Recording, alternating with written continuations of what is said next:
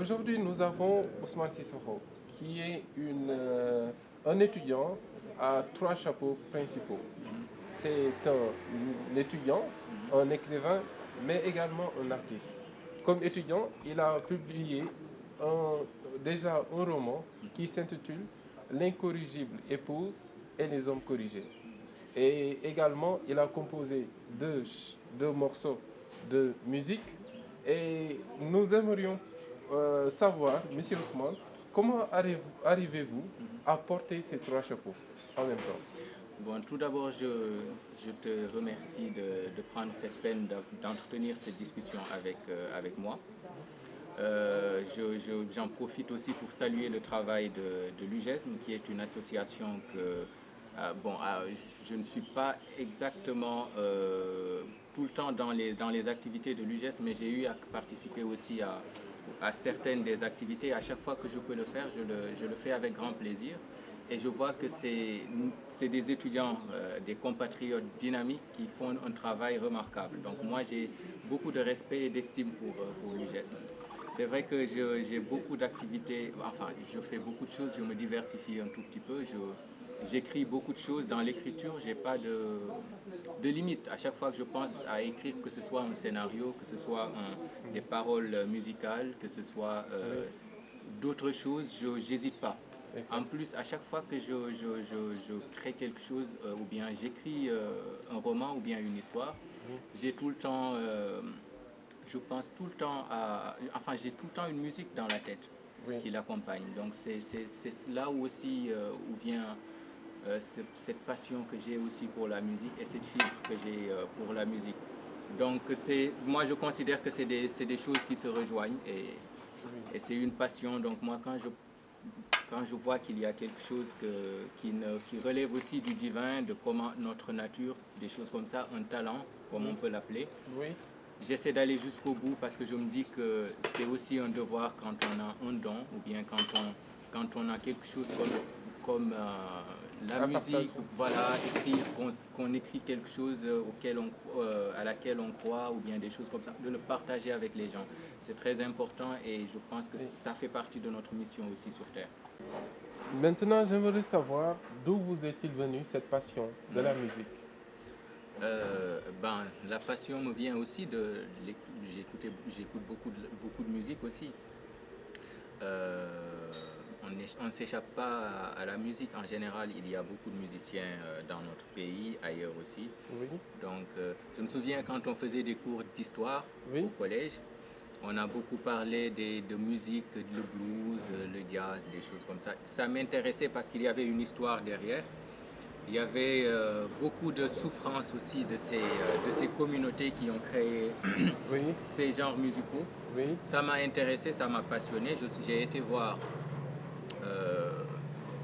voir un peu plus là-dessus et leur technique vocale, leur façon de faire les choses, d'exprimer leurs sentiments, ça m'a captivé, ça m'a touché d'abord, ça m'a captivé. Et aussi des musiques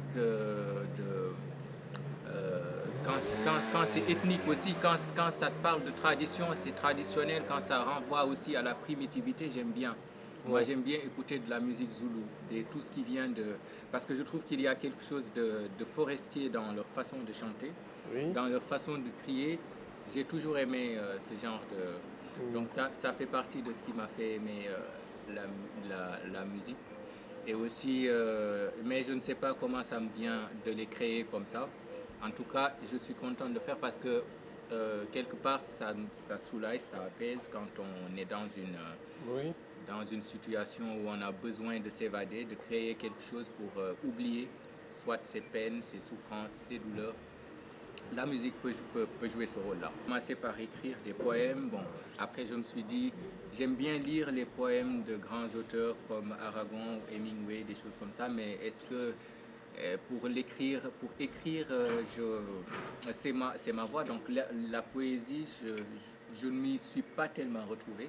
Mais après, ça s'est transformé en des écritures de chansons. Donc, alors, il y en a beaucoup de chansons que j'ai pu donc écrire depuis tout petit, tout jeune, comme ça.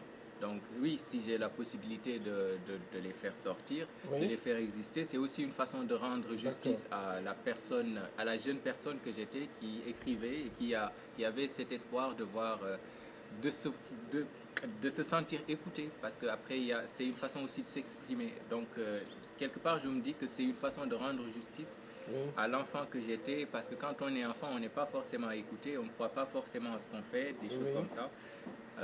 Mais quand on est adulte, on peut se dire, bon, ok, personne n'y avait cru, mais moi qui suis devenu adulte, maintenant, Oui. je peux faire en sorte que, au moins, c'est pas nul ce que j'ai fait à cette époque-là, et Oui. que cet enfant puisse, quelque part, qui dort quelque part, sera content de ça. D'accord. Maintenant, revenons sur la dimension littéraire. Est-ce que vous avez normalement, vous avez un roman en cours. Maintenant, est-ce que vous pouvez revenir sur le futur roman que vous allez publier? Oui, ça aussi, c'est un projet. Oui. Donc, il avait déjà été soumis à l'Harmattan Édition. Oui. C'est un bilan en fait de mon séjour au Maroc en 4 ans.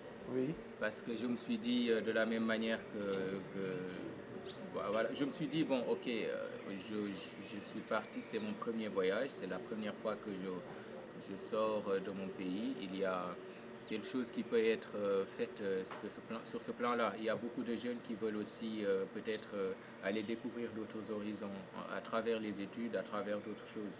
Oui. C'est bien aussi qu'ils aient un témoignage de personnes de personnes de leur âge ou bien qui sont passées par là, qui leur expliquent comment ça s'est passé. Donc c'est d'où un afro au Maroc. Oui. Donc c'est en cours de publication, c'est toujours pas encore publié, donc, Oui. mais on y travaille. Oui. C'est un récit en fait de mes 4 ans de séjour pour faire cours au Maroc. Est-ce que vous pouvez faire un petit résumé De ça? de ces 4 ans? Et pourquoi un afro au Maroc? Pourquoi un afro au Maroc? Parce que ici au Maroc, nous sommes africains.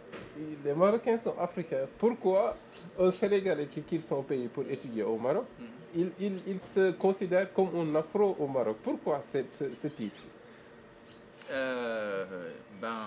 Pourquoi ce titre? Parce que on découvre, je l'ai dit d'ailleurs dans le livre de façon peut-être beaucoup plus détaillée, plus juste. Oui. Mais on redécouvre des mots quand on sort de son pays. Peut-être qu'on a des mots on se dit, bon, l'Afrique, ça commence ici et ça se finit là-bas. Oui. On a intégré ça, mais après, on peut découvrir des mots différemment. Le mot africain peut-être peut signifier autre chose. Oui. Et dans le contexte de mon livre et où je parle, je pense que ça signifie autre chose que simplement un habitant du continent africain. C'est pour ça que je me suis permis d'appeler le livre Un Afro au Maroc. C'est aussi une façon, c'est peut-être une pique aussi que je lance pour inviter à une réflexion sur, je ne dirais pas sur l'identité, mais sur géographique, géopolitique, tout. L'africanité du Maroc. Non, pas tant que ça, parce qu'en fait, c'est un récit personnel et moi, oui. je ne veux pas être aussi si prétentieux que ça pour dire aux gens, voilà, vous êtes telle ou telle chose, je vais vous ranger là-dedans. Mais je sais que je suis africain, je suis fier d'être africain. Et un afro au Maroc, c'est pour dire aussi que je le revendique aussi. C'est-à-dire, c'est pas parce que certaines personnes fuient cette appellation d'africain. Oui. Que moi je vais devoir y trouver du mal. Donc je suis africain, je le resterai pour toujours. D'accord, d'accord. Bon, maintenant, en tant qu'étudiant à l'ESSAF, qui est une école d'excellence en cinéma, etc. Maintenant, comment trouvez-vous la formation à l'ESSAF? C'est une formation qui est, en tout cas, qui ouvre plusieurs... qui ouvre des fenêtres, en tout cas, dans plusieurs domaines. Moi, en tout cas, j'ai beaucoup appris avec cette école. Donc, c'est une formation c'est une école où on apprend beaucoup, en fait. On découvre beaucoup de choses aussi. Donc, il faut y étudier pour vraiment savoir ce que ça donne comme formation, mais c'est comme toutes les écoles. Hein. Il y a cette connaissance du domaine de prédilection de l'école, qui est le cinéma. Donc, Il y a de vrais professionnels qui viennent, qui apprennent, qui sont très généreux dans l'apprentissage et qui n'ont aucun problème à partager comment ils apprivoisent leur métier. Oui, Et, leur et savoir-faire. voilà, nous, on n'a pas encore cette possibilité en fait, cette expérience aussi, l'expérience et les connaissances. Nous avons la possibilité d'avoir des encadrants Oui, très performants et qui nous apprennent beaucoup. Donc beaucoup de choses. c'est une école qui est vraiment digne de ce qu'elle est. Maintenant, j'aimerais savoir vos projets.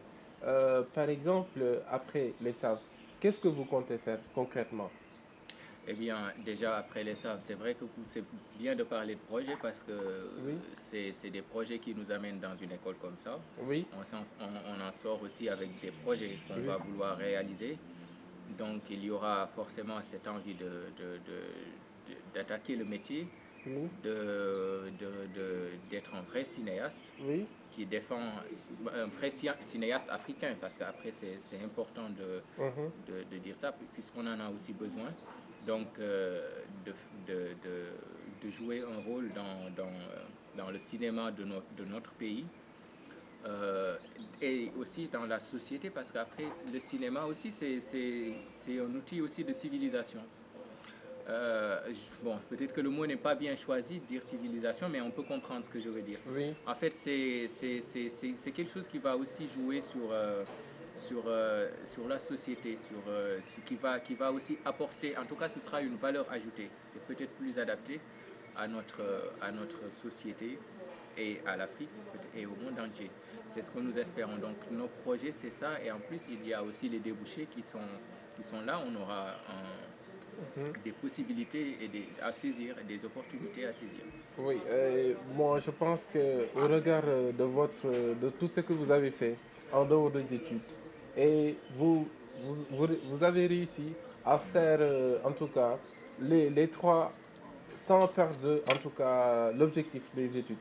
Maintenant, donc c'est une manière de dire que on est ici pour les études supérieures, on peut se concentrer pour les études et également essayer de marquer notre trace sur d'autres domaines. Ces domaines-là peuvent être en rapport avec nos études, notre formation, ou bien être totalement différents de notre formation. Et qu'est-ce que vous avez à dire pour, par exemple, les étudiants qui ont de petits projets à l'ombre, mais qui n'arrivent pas à, en tout cas, s'affirmer et à valoriser leur savoir-faire en dehors de leurs études? Il y a une chose qui est très importante, c'est que les activités extrascolaires, parfois, c'est très difficile de les soutenir parfois parce qu'après, il peut y avoir beaucoup de... Bon, avec les études aussi, c'est pas toujours évident.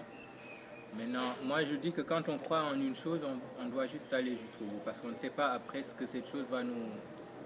Va, à va quoi ouvrir, ça va aboutir, exactement. l'issue de la chose. Parce que quand on a envie de faire quelque chose, ça devient un projet en fait.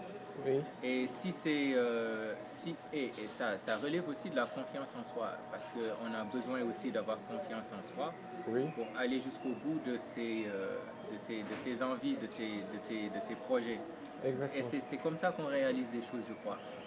J'ai envie de réaliser des choses, j'ai envie de me dire, en tout cas j'ai envie d'être quitte avec moi-même, de me dire, ok, j'ai un cerveau, pas pour rien, Oui, donc je n'ai pas le droit de censurer ce cerveau. Quand il y a quelque chose qui en sort, il faut que cette chose existe.